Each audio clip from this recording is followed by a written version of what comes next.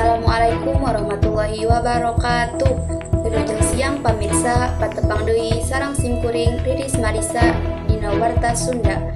Pamirsa, warta dinten ieu nyendak kabar duka ti wewengkon Kabupaten Bandung Barat bencana taneuh urang lumangsung di Kacamatan Rongga dinten Jumaah tanggal 1 Mei tahun 2020 genap sakitar jam 2 waktu Indonesia Barat.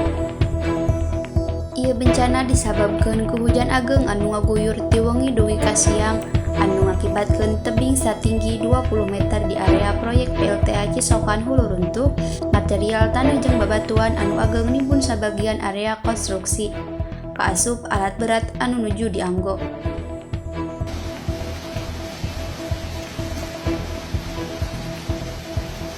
Nurutkeun katerangan Kepala BPBD Bandung Barat, Asep Sehabudin, teu aya korban dina ieu kajadian.